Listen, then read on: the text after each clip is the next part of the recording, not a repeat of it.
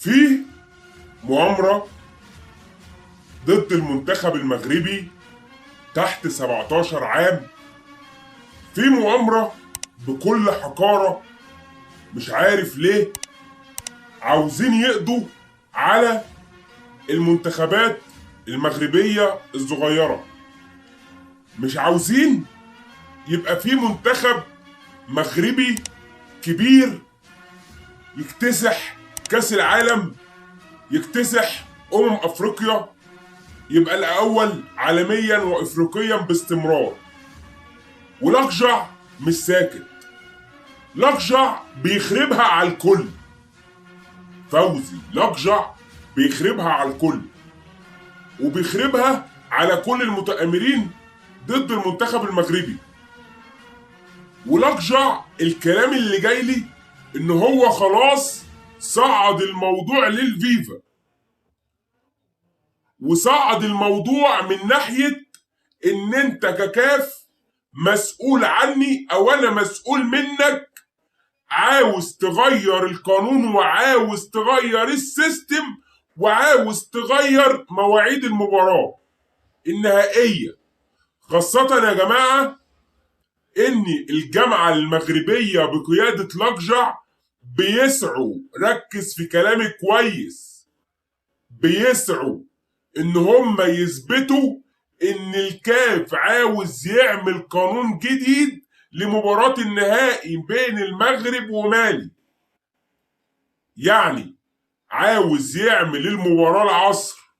يعني كلنا عارفين ان الافارقة جنوب افريقيا كلهم، مالي، النيجر، بوركينا فاسو، كل اندية سان داونز، ما تزعلش نفسك، كل اندية جنوب افريقيا بيميلوا للعب نهارا.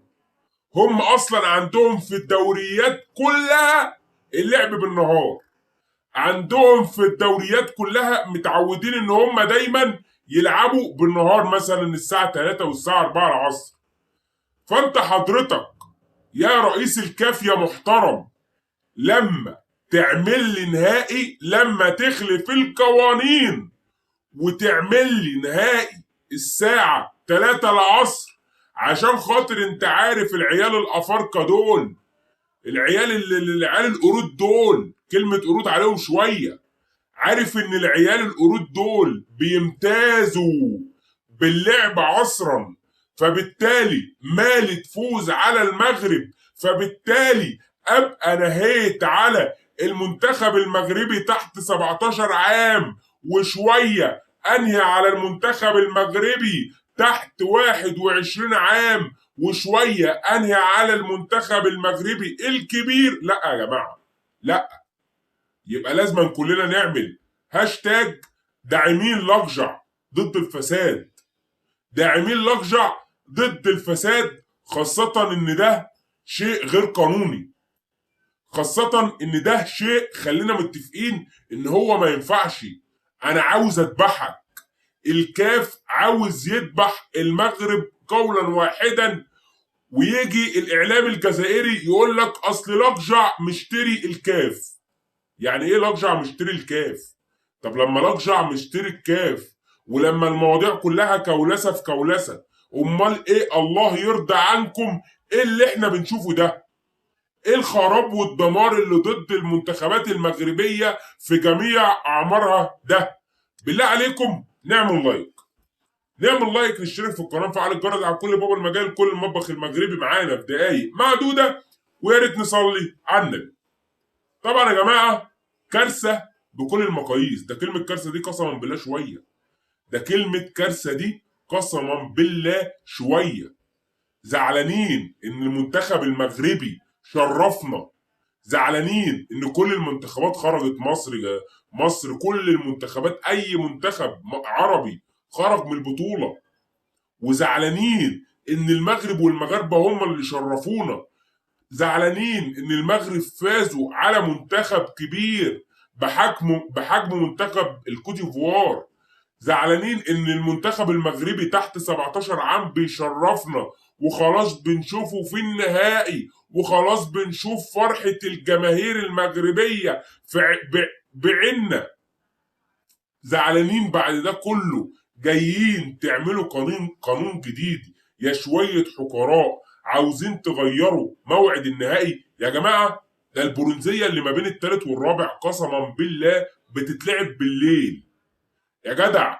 يا جدع مباراه نهائي تتلعب بالليل يا جدع. ده الرعايه كلها، ده شركات الرعايه كلها بتبقى مستنيه النهائي، بتبقى مستنيه النهائي. يعني يقول لك انسب وقت للنهائي بالليل مثلا. شركات الرعايه بقى تاكل عيش. احسن وقت ان انا العب بالليل. الناس مخلصه شغلها، الناس خلاص خلصت شغلها، واغلبيه اغلبيه المغاربه الكتير العرب هيبقوا مخلصين شغلهم. اغلبيه مثلا الجزائريين الكتير العرب اللي نفسهم يشوفوا المنتخب المغربي وهو بيخسر، وباذن الله ربنا سبحانه وتعالى هيبطهم والمنتخب المغربي هيكسب. اغلبيه المصريين اللي زعلانين بقى ان هم خرجوا من البطوله على ما اعتقد، خرجوا من البطوله من دور المجموعات اصلا. هيقول لك بقى احنا نتفرج نشوف المغرب، احنا ما عرفناش نعمل حاجه، المغاربه مشرفينا نتفرج. اغلبيه المباراه ديت هتكون ليها مشاهدات بالليل. انما حضرتك بتعرضها العصر، حضرتك بتعرضها العصر لاغراض تانية عشان خاطر تطلع المنتخب المغربي، تقوم انت تخسر ككاف، تخسر شركات راعيه كتير. ما هو دوت مش في صالحك، ما هو ده مش في صالح حضرتك. ما هو ده انت كده بتقلل من نفسك، انت كده بتقلل من نفسك، انت كده بتبين قدام الكل ان انت راجل فاشل، بتبين قدام الكل ان انت مالكش فيها. لقجع يا جماعه صعد الموضوع للفيفا، ما هو مش هيسكت، وعنده حق، عنده حق ما يسكتش.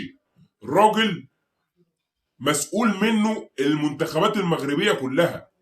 يبقى انا لما صعد للفيفا والفيفا ينصرني، والفيفا هو بقى اللي تيجي من عنده، الفيفا يطلعوا في المحكمه، اللي يطلعوا عفوا في الاتحاد الدولي لكره القدم او لكره القدم، يشوفوا القوانين. انت هنا عاوز تعمل مباراه المغرب ومالي، عاوز تعملها الساعه 3 العصر ودي مباراه نهائي؟ لا، المباراه دي تتعمل بالليل، وممكن كمان لقجع يأجلها. عايزين ندي يا جماعه المنتخبات المغربيه حقها، عاوزين بما يرضي الله ندي المنتخبات المغربيه حقها. المنتخبات المغربيه ادينا شفنا كلنا اصل الشباب الصغير دوت لما تديله دافع وتوقفه على رجله، ده هيبقى المنتخب المغربي الكبير فيما بعد. المنتخبات المغربيه اللي بيشرفونا، المنتخبات المغربيه اللي لم ولن ننسى المنتخبات المغربيه او المنتخب المغربي عمل ايه في كاس العالم، وفرح العرب كلهم في عز ما كان العرب ما كانوش عارفين يعملوا اي حاجه.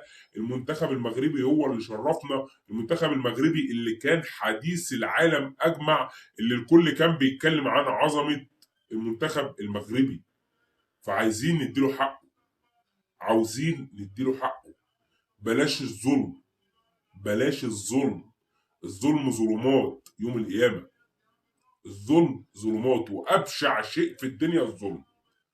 ابشع شيء هتشوفه في حياتك الظلم.